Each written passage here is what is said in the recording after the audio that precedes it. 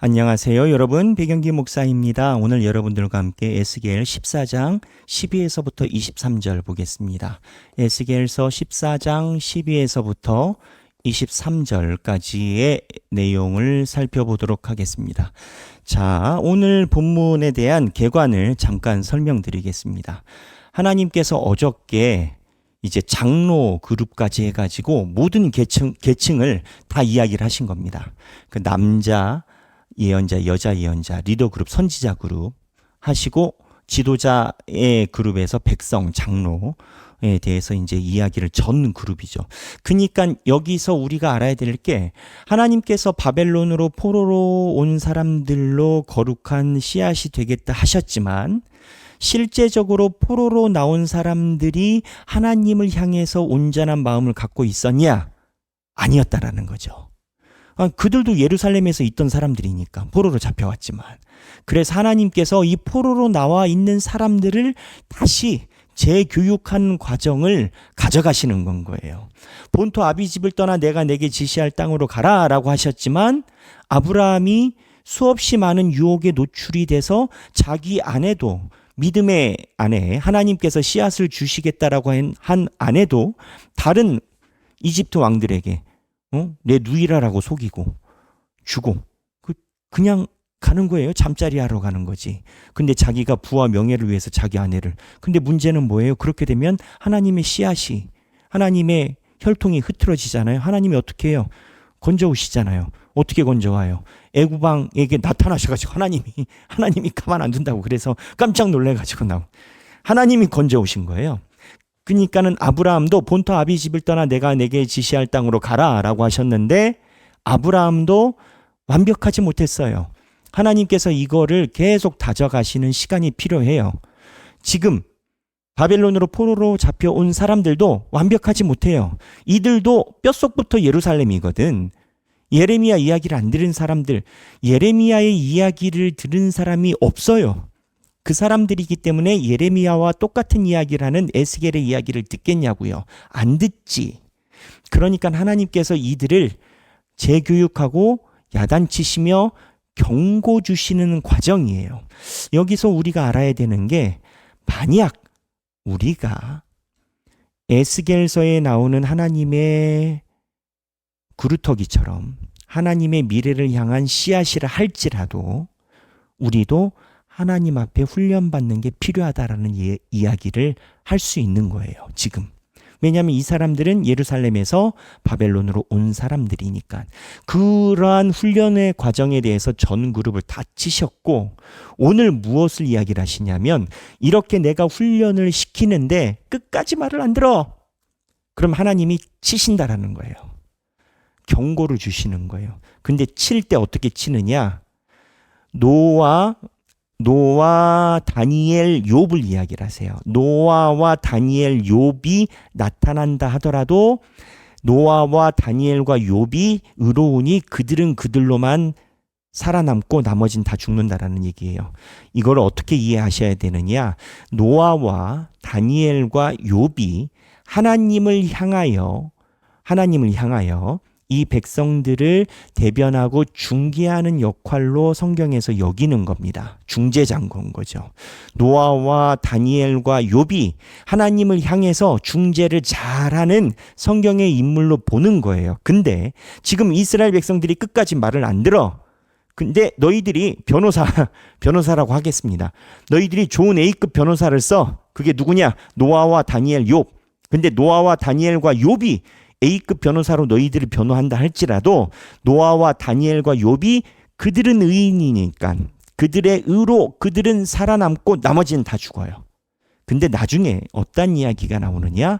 노아와 다니엘과 욥이 있다 하더라도 이 의로만 살아남고 너희들의 자녀들이 죽을 것이다라고 얘기를 해요. 하나님이 그 백성들의 자녀를 언급하세요. 왜 그런 줄 아세요? 자녀는요, 부모가 가지고 있는 생각을 그대로 이어받을 가능성이 가장 높습니다. 그래서 나만 죽으면 괜찮은데 하나님이 이게 자녀들을 무언가 연좌제로 묶어가려고 하는 게 아니라 자녀는 부모가 생각하는 대로 생각을 가지고 살아갈 가능성이 높아요. 그래서 자녀를 하나님께서 치신다라고 하는 건 씨앗이 똑같기 때문에 그 집안에 있는 씨앗을 없애버릴 만큼, 그 씨앗에 감염된 것을 다 숙청해버릴 만큼 하나님이 큰 재앙으로 다스린다라는 거예요. 그러니까 여기에서 노아와 다니엘과 욥은 자기의 의로만 구원을 받습니다. 그리고 자녀들은 이러한 사람들과 상관없이 그들의 각자의 죄로 심판을 받는다라고 이야기를 해요. 그래서 이 본문에서 우리가 놓치지 말아야 되는 부분이 있습니다. 구원은 각자의 신앙으로만 이루어진다.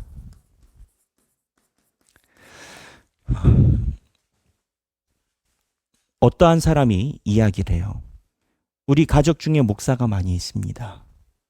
우리 가족 중에 장로님들이 많이 있습니다. 우리 가족 중에 교회를 잘 섬기는 자가 있습니다. 저도 한때는 교회를 잘 섬겼습니다. 무슨 얘기예요? 옛날에는 잘 섬겼는데 지금 나 안 섬긴다라는 거지. 근데 내 집안에 있는 사람들이 성직자가 많다라는 거지. 이 얘기를 왜 해요? 내가 지금 이러고 있지만 나는 구원받을 만한 준비가 되어 있다라는 거예요. B예요, B. 아니에요. 성경은 각자 자기의 신앙으로만 구원받아요. 아무리 자기가 예전에 교회를 다녔다 치더라도, 자기가 어렸을 때 정말 교회에서 회장도 하고 무엇을 했다 치더라도 지금 상황에 주님 앞에서 말씀대로 살아가지 않고 있으면 여기에 들어가지 못해요. 그래서 가끔 우리 성도들도 혼돈을 갖는 경우가 있습니다. 어떤 혼돈이냐? 내가 아는 내 여동생이 대학교 때까지는 그렇게 신앙이 좋았는데 한 15년째 지금 가나안 교인이라는 거죠. 그렇지만 나는 그가 구원받을 거라고 생각한다라는 거죠. 아니에요. 성경 그렇게 얘기를 하지 않아요. 성경은 그렇게 이야기를 하지 않아요. 구원을 받는 영혼은 지금에 있는 모습으로 영원받아요. 아무리 예전에 의가 있다 치더라도, 그러한 삶이 있었다 치더라도 지금 현실로만 이야기를 해요.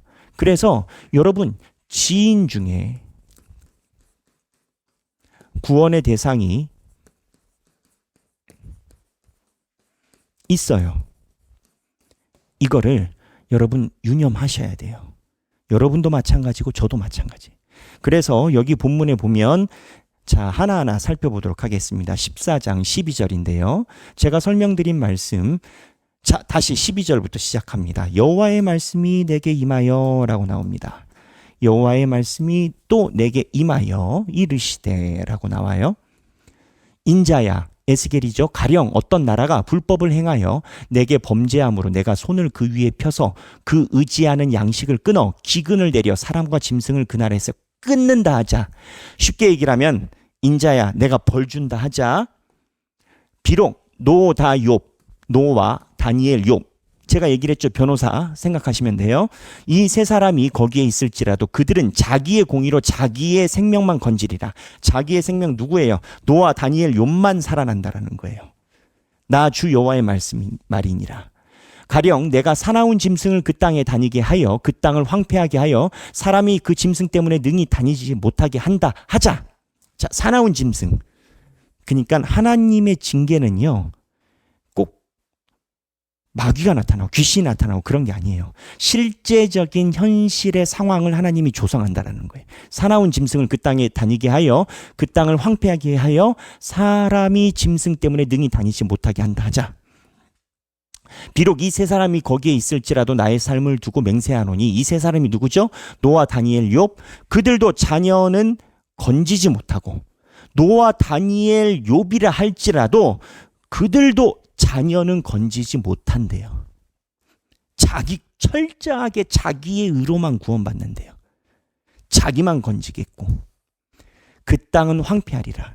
여러분이 혹 교회에서 어떠한 항존직이고 어떠한 직분을 가지고 있다 치더라도 자녀는 건지지 못해요.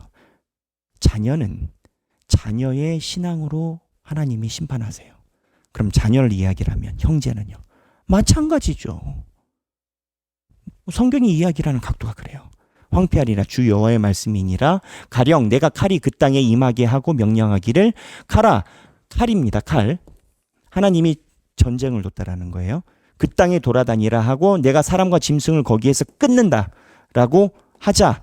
비록 이 세 사람이 누구예요? 노아, 다니엘, 욥. 이 세 사람이 거기에 있을지라도 나의 삶을 두고 맹세하노니 그들도 자녀는 건지지 못한대요. 왜 하나님이 계속 자녀를 이야기를 하실까요? 지금 이스라엘 백성들이요, 몇 대째 신앙인이라고 자부해요. 생각해 보세요. 이스라엘 백성들이 몇 대째 신앙인이겠는가? 솔로몬 때부터만 쳐도 몇백 년이잖아요.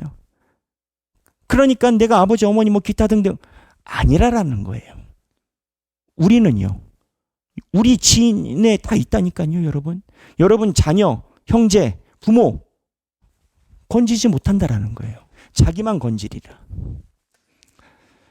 가령 내가 그 땅에 전염병을 내려. 자, 이번엔 전염병입니다. 대부분 사람들이 별세할 때 병으로 병사하잖아요. 전염병을 내려 죽음으로 내 분노를 그 위에 쏟아 사람과 짐승을 거기에서 끊는다 하자. 거기에서 끊는다 하자. 어떻게? 비록 노다 욥이 거기에 있다 치더라도. 노다 욥이 누구? 아까 얘기했죠, 변호사. 나의 삶을 두고 맹세하노니. 하나님이 삶을 두고 맹세한다라는 건 우리에게 눈높이를 맞춰서 표현하시는 거예요. 인간이 삶을 두고 맹세한다라고 하면 뭐예요? 그게 전부예요. 내 인생을 걸고 이야기를 한다. 그럼 그게 전부예요. 하나님이 다 걸고 얘기를 한다고요. 그들도 자녀는 건지지 못하고 자녀는 못 건진대요. 아니, 이 자녀만 계속 이야기를 하세요. 너희들 정신 차리라고요. 자기의 공의로 자기의 생명만 건지리라. 주 여호와께서 이같이 이르시되 내가 나의 네 가지 중한 벌 곧 칼과 기근과 사나운 짐승과 전염병을 예루살렘에 함께 내려 사람과 짐승을 그 중에서 끊으리니 그 해가 더욱 심하지 아니하겠느냐. 그러나 그 가운데 피하는 자가 남아 있어.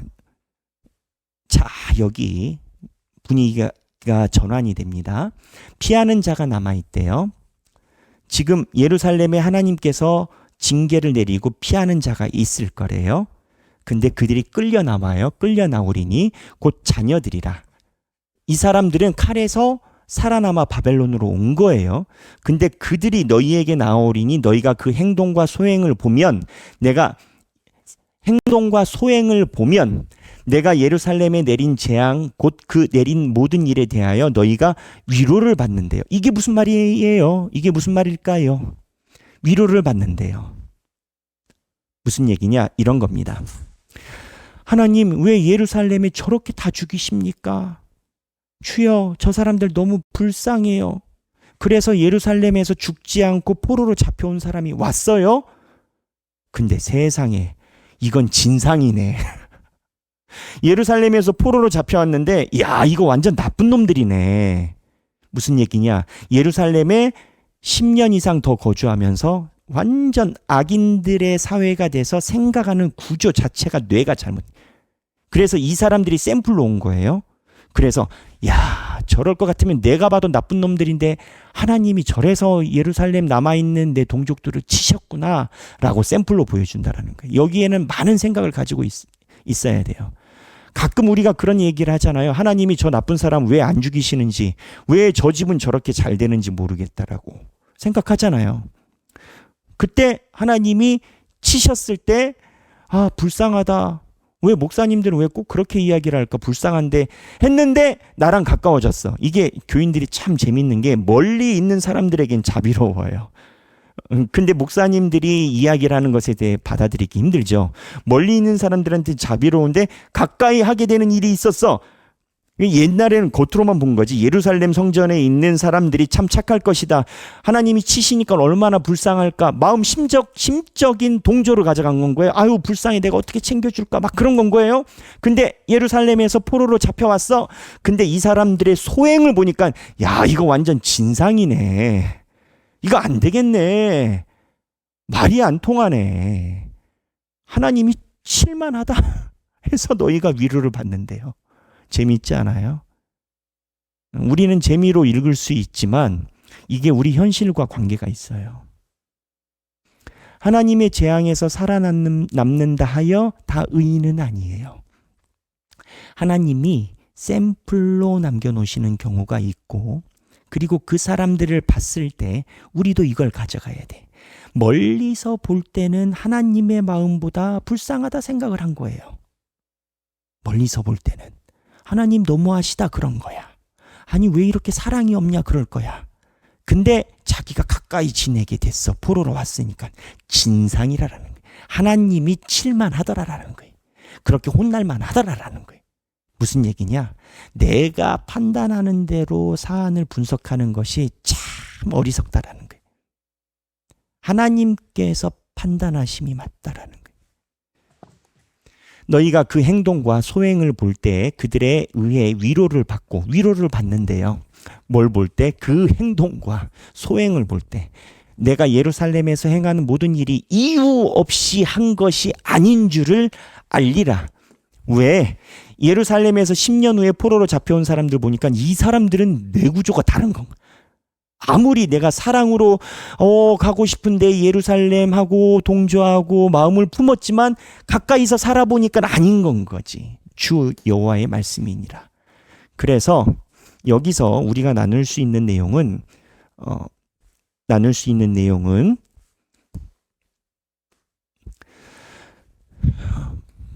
두 번째 이야기 나눠야 되는 내용은 이 내용인 건 거죠. 내 생각대로 아닌 하나님의 시선으로 봐야 한다.